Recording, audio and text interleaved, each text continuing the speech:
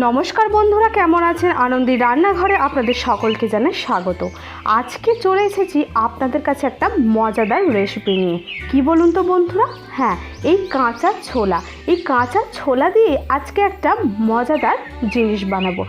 দেখবেন বন্ধুরা, আপনারা যদি ট্রেনে বাসে জার্নি করেন অবশ্যই এই রেসিপিটা আপনারা দেখবেন, যেটা অবসর সময় মুখে দিলেই মনটা ভরে যায়, তাই না? তাই চলুন দেরি না করে এই রেসিপিটা তাড়াতাড়ি আপনাদের সাথে শেয়ার করে নিয়ে নিয়েছি এখানে একটু ভেজানো ছোলা, আর এতে দিয়ে দিলাম পেঁয়াজ কুচি, কাঁচা লঙ্কা কুচি, ধনেপাতা কুচি, আর দেখুন বন্ধুরা খুব অল্প পরিমাণে আদা কুচিও কিন্তু আমি এখানে দিয়ে দিচ্ছি।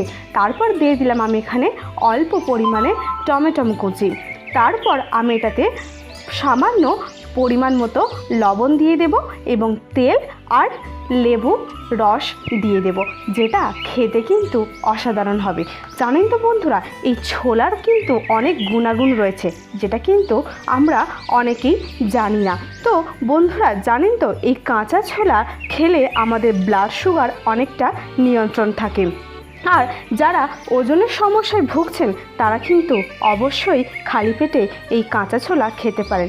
আবার এই কাঁচা ছোলা আমাদের এই রক্তচাপ ও কোলেস্টেরলকেও নিয়ন্ত্রণ করে, আবার রক্তে হিমোগ্লোবিনের মাত্রাকেও বাড়িয়ে দেয়। তো বন্ধুরা দেখুন, আমি কিন্তু সমস্ত রেসিপিটা দিয়ে সব কিন্তু ভালো করে মিশিয়ে নিলাম। রেডি হয়ে গেল ছোলার চাট। আর কিন্তু বাইরে ওই ট্রেনে বাসে খেতে হবে না, বাড়িতে কিন্তু বানিয়েই খেতে পারবেন মন চাইলে। আর যদি একটা বিকালে যদি বৃষ্টির দিনে এরকম হয় তাহলে আর কি চাই।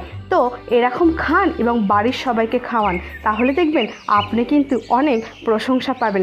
দেখুন বন্ধুরা, দেখতে কিন্তু অসাধারণ হয়েছে।